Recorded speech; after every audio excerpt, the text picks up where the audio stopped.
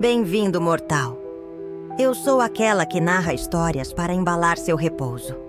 Agora relaxe e me deixe conduzi-lo até o adormecer. O visitante da Estrada Vermelha. Dizem que certas estradas da roça guardam mais do que poeira e silêncio. E essa história aconteceu com o seu Domingos, velho caminhoneiro que rodava sozinho pelos rincões desde antes da luz elétrica chegar.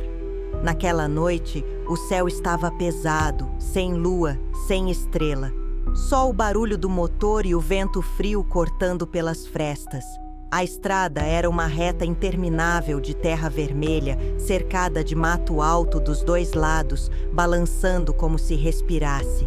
Era quase meia-noite quando ele viu uma silhueta parada no meio da estrada. "Mas que diabos!" murmurou seu Domingos, diminuindo a marcha. A figura não se mexia. Era fina, alta demais para ser gente normal. E tinha um chapelão preto, daqueles antigos que os mais velhos chamavam de carapuça de viajante. Quando os faróis iluminaram melhor, deu para ver que a pele, ou o que parecia ser pele, era clara demais, quase cinzenta, e os pés não tocavam o chão. Seu Domingos gelou dos pés à cabeça, mas não era homem de se assustar fácil. Abriu a janela e gritou: "Ô compadre, precisa de carona?" A figura virou a cabeça devagar, devagar demais, e é aí que seu Domingos percebeu. Ela não tinha rosto, nada. Só um liso pálido onde devia ter olhos, boca, nariz. Um nada encarando ele como se pudesse ver mesmo assim. O caminhão começou a falhar. Tosse, engasga, morre. A estrada caiu num silêncio pesado, como se o mundo prendesse a respiração. A figura aproximou sem andar, deslizando. O mato começou a se curvar, como se algo enorme se arrastasse por baixo da terra acompanhando a criatura. Seu Domingos tentou ligar o caminhão, virou a chave. Nada. Tentou de novo, de novo, de novo. A figura já estava na porta, sem rosto. E mesmo assim, seu Domingos ouviu uma voz dentro da cabeça, arranhada, grave. "Volta!" Ele não sabia se era ordem, aviso ou ameaça. Só sabia que não queria descobrir. Desesperado, girou a chave uma última vez. O motor rugiu como se acordasse de um pesadelo. O caminhão pulou para frente e deixou a figura para trás, mas no espelho retrovisor. Ele viu a silhueta crescer, ficar imensa, mais alta que o mato, mais alta que as árvores, como uma sombra se levantando. E a estrada inteira tremeu. Seu Domingos só parou quando chegou na cidade. Nunca mais passou ali de noite, nem ninguém mais depois que a história se espalhou. Hoje aquela estrada tem outro nome, mas os velhos contam. Quando a noite está sem lua e o vento para de repente, alguns motoristas ainda escutam bem baixinho: "Volta!" A sombra na varanda do sítio do Barreiro. Dizem que história de roça sempre tem um fundinho de verdade. E essa que eu vou lhe contar, meu amigo, aconteceu lá pros lados do Barreiro, num sítio velho que muita gente até hoje evita passar na frente quando a noite cai. Era época de seca braba, o chão rachado, a poeira subindo fácil e o cheiro de capim queimado entrando pela janela de quem morasse por ali. O pessoal dizia que, depois de certas horas, era melhor não ficar sentado na varanda porque tinha coisa que não gostava de ser observada. Mas seu Aristeu, esse não acreditava em nada disso. Homem teimoso como só ele. Tinha passado dos 70, mão calejada, fala mansa e uma coragem que beirava a imprudência. Morava sozinho desde que a esposa tinha partido, faziam já uns 5 anos. Naquela noite, ele estava sentado na velha cadeira de balanço, tomando café preto quente apesar do calor, olhando para o terreiro iluminado só pela lua amarela que mal conseguia romper a poeira suspensa no ar. Foi ali, no quieto da noite, que seu Aristeu ouviu o primeiro sinal. Não era passo de gente, era arrastado demais. Mas também não parecia passo de bicho. Havia um ritmo, como se algo estivesse aprendendo a andar. Seu Aristeu largou a caneca e se ajeitou na cadeira, franzindo o senho. "Tem alguém aí?" perguntou com a voz firme, mas com o coração batendo mais apressado que o normal. Silêncio, só o vento passando fraco, levantando a poeira no terreiro. Ele respirou fundo, achando que era coisa da cabeça já cansada, quando ouviu de novo. Dessa vez parecia vir lá de trás do paiol. E nesse paiol, é bom saber, ali o velho guardava coisas que não mexia há anos, lotado de ferramentas antigas, tábuas, sacos de milho, escuro, úmido, cheio de canto em que o breu fazia morada.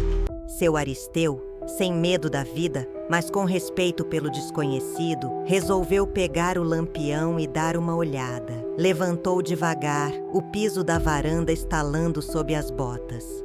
"Se for algum bicho, melhor espantar logo antes que mexa no saco de milho", murmurou para si mesmo.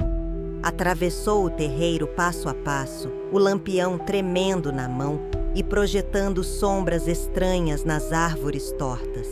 A lua parecia ficar mais fraca quanto mais ele chegava perto do paiol, como se a luz evitasse aquele lugar. Quando encostou na porta, percebeu algo estranho. Não estava trancada. Ele sempre trancava. Sempre. O velho engoliu seco. Aquele silêncio pesado que dá a sensação de que até o vento está esperando alguma coisa acontecer. Ele empurrou a porta com cuidado. O cheiro lá dentro era mais forte que o normal. Um misto de mofo, terra úmida e algo que ele não conseguiu identificar. Algo que parecia doce demais para ser natural. Levantou o lampião, iluminando o interior. Foi então que viu, ali, no canto, atrás dos sacos de milho, tinha algo agachado. Parecia o vulto de uma pessoa, mas a pele era tão pálida que refletia a luz do lampião como papel molhado. A criatura virou o rosto devagar. O rosto não tinha olhos. Só 2 buracos fundos, pretos, que pareciam puxar a luz para dentro deles. A boca... essa era grande demais, como se tivesse sido rasgada de um lado ao outro. Seu Aristeu congelou. O lampião quase caiu da mão. A criatura começou a se levantar, mas os movimentos eram errados, tortos, como se os ossos estivessem no lugar errado. E então ela emitiu um som. Não era gemido nem rosnado.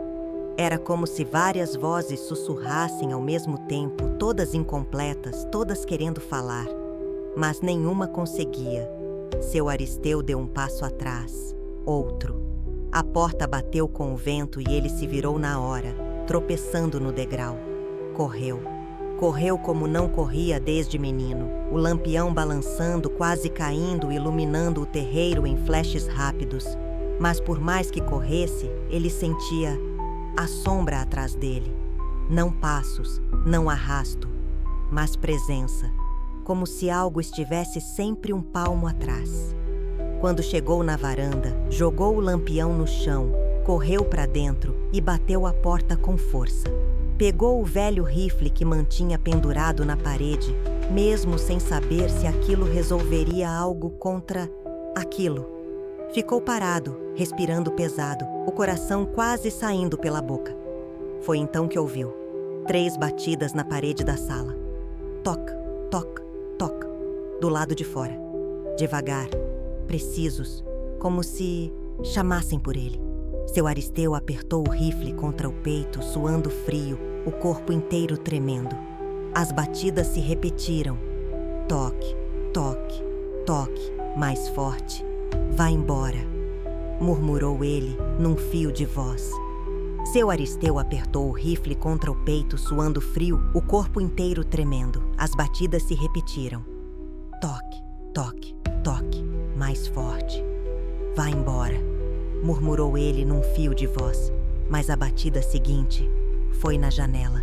E foi aí que ele viu a sombra, alta demais, tortuosa, se aproximando pela varanda, como se estivesse escutando a respiração dele dentro da casa. O velho fechou os olhos, fazendo uma prece rápida. O silêncio se instalou de novo, pesado, mortal. E então, nada. A sombra desapareceu, os sons sumiram.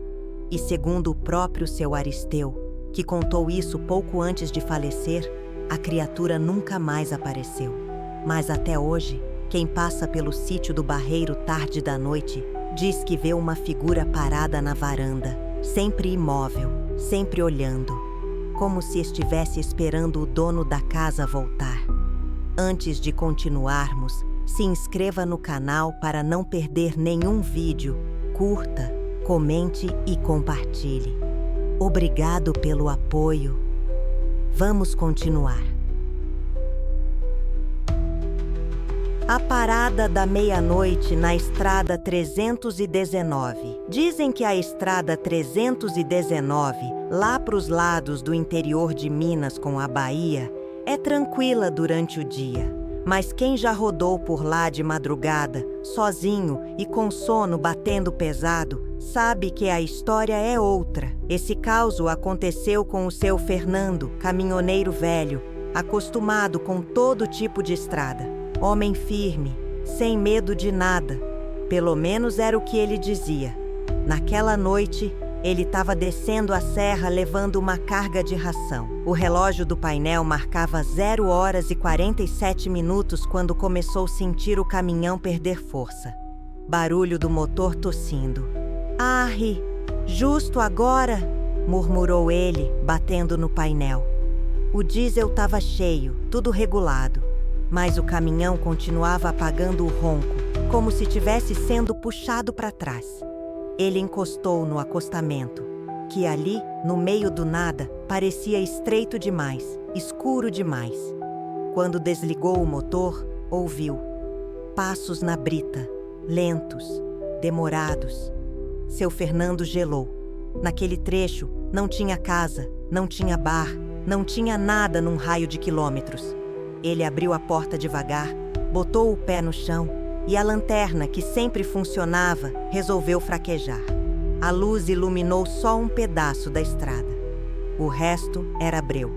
Um breu tão espesso que parecia vivo.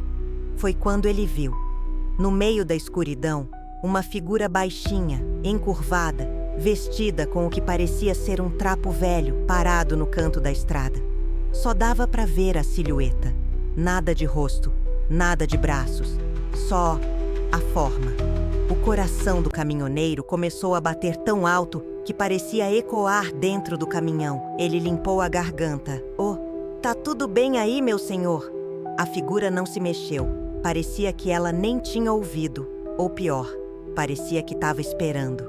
Seu Fernando tentou dar um passo à frente, mas a lanterna piscou mais forte, dessa vez iluminando por um instante o chão na frente da figura. E foi aí que ele percebeu. Aquela pessoa não tinha sombra. Ele voltou um passo para trás. A figura deu um passo para frente. Não dava para ver o rosto, mas dava para sentir algo. Como se estivesse fitando ele no escuro. Seu Fernando engoliu seco, virou as costas e correu para o caminhão. Bateu a porta, tentou ligar o motor. O motor não respondeu. Tentou de novo. A figura agora estava bem do lado do farol apagado, ainda imóvel, mas mais perto do que antes. Parecia que o breu seguia ela, como um manto. Foi nessa hora que seu Fernando lembrou do avô dele, que sempre dizia: "Se num lugar escuro aparece alguém que não fala, não respira e não faz sombra, não é gente." Desesperado, ele tentou mais uma vez. O motor finalmente pegou com um arranque violento. O farol acendeu e por meio segundo iluminou a figura. E o que ele viu? Ele nunca mais contou para ninguém do mesmo jeito. Não era uma pessoa. O rosto era torto, como se estivesse para o lado errado, com a boca abrindo num ângulo impossível, como se cada movimento quebrasse o próprio osso. Os olhos eram 2 buracos escuros, fundos como cavidades vazias. A coisa abriu a boca, mas não fez som. Nenhum. só ficou lá, parada, olhando. Seu Fernando jogou a marcha e arrancou tão rápido que a carga quase virou. Só parou muito depois, numa borracharia abandonada. Ficou lá, tremendo, tentando entender o que tinha visto. Dizem que ele nunca mais subiu aquela estrada, nem de dia, nem com escolta. E quando alguém pergunta o que exatamente ele viu, ele só responde uma coisa: aquilo ali estava esperando alguém. E naquela noite, quase foi eu. O posto do KM-47, causo de noite chuvosa. Dizem que certas estradas guardam mais do que buracos e histórias de viagem. Guardam presenças. E este causo eu vou lhe contar. Aconteceu numa noite tão fechada que até o farol parecia com medo de iluminar o que tinha pela frente. Era quase meia-noite quando Jonas, caminhoneiro velho de estrada, resolveu parar no posto do KM-47, um lugar que muita gente já prefere desviar. Quem passa por ali sempre diz: se puder, abasteça antes, mas não pare naquele posto depois das 10. Ninguém explica direito o motivo. Só dizem isso, e já é o suficiente. Quando o caminhão de Jonas entrou no posto, a chuva apertou ainda mais, despencando como se estivesse com raiva. A cobertura de metal rangia com o vento, e as lâmpadas fluorescentes tremiam, piscando de vez em quando. As bombas estavam vazias.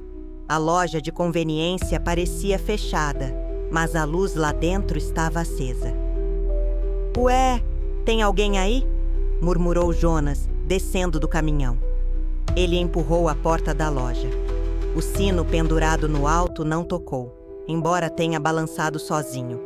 Isso já foi o primeiro sinal, mas Jonas achou que era só o vento. Lá dentro tinha um atendente, um homem pálido demais para o horário, com olheiras fundas, parado atrás do balcão. Quieto, muito quieto. Parecia até que estava esperando alguém.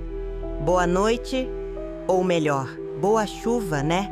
brincou Jonas, tentando ser simpático. O atendente levantou o rosto lentamente, devagar demais, como se o pescoço estivesse pesado, e respondeu apenas: "Você veio sozinho?" A pergunta gelou a espinha do caminhoneiro, mas ele riu sem graça. "Vim, ué. Por quê?" O atendente não respondeu.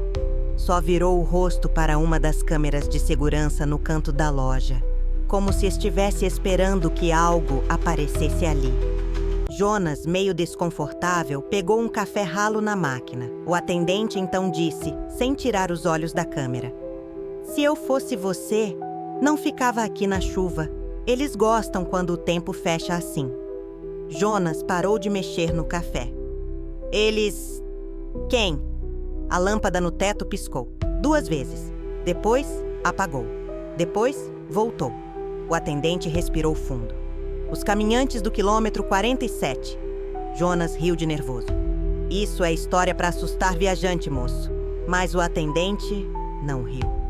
"Então por que você acha que ninguém para aqui depois das 10? É que... eles passam. Sempre passam." Como se fosse uma pontuação macabra aquelas palavras, a porta da loja se abriu sozinha, rangendo. Do lado de fora não havia ninguém. Mas Jonas sentiu uma presença. Como se alguém estivesse parado do outro lado da porta, invisível, só observando. A chuva caiu mais forte, abafando tudo, menos um som. Os passos lentos no asfalto molhado. 1, 2, 3... O atendente trêmulo sussurrou: "Não olha, eles vêm pelo som." Mas Jonas olhou. E o que viu? Primeiro, não parecia nada demais. Eram só 3 figuras andando pelo pátio do posto. Mas conforme se aproximavam, o corpo delas não se movia como gente. Os passos eram arrastados, mas o deslocamento era rápido, como se o corpo estivesse atrasado em relação à própria sombra. As silhuetas passavam por baixo da luz do poste, mas não projetavam sombra nenhuma. Jonas engoliu seco. Quem são?" O atendente respondeu sem olhar para ele. "Eles morreram aqui. todos indo embora, mas sem conseguir chegar. Eles procuram companhia. Jonas deu um passo para trás. Eu tô indo embora agora mesmo. O atendente segurou o braço dele com força inesperada. Agora não. Se você sair enquanto eles estão no pátio, eles vão entrar com você. Jonas ficou parado, tentando controlar a respiração. As 3 figuras pararam na porta da loja, muito próximas, molhadas, imóveis. Uma delas inclinou a cabeça, como se estivesse ouvindo algo dentro da loja. Tac, tac, tac. Depois, todas desapareceram ao mesmo tempo, não caminhando, não virando, apenas sumindo, como se a chuva tivesse apagado as formas. A tempestade passou tão rápido quanto começara. O atendente soltou o braço de Jonas. Agora você pode ir. Jonas correu até o caminhão, arrancou com tudo e só parou quilômetros adiante. Só aí percebeu que tinha algo no bolso. Uma nota de papel dobrada cuidadosamente. Ele abriu. Nela estava escrito: volte antes das 10. O problema? A letra não era do atendente. Era a mesma letra que aparecia nas placas improvisadas na beira da estrada. Aquelas cruzes marcando acidentes antigos. E assim chegamos ao fim dessa história. Curta, compartilhe e inscreva-se para não perder o próximo capítulo sombrio. Durma bem, se conseguir.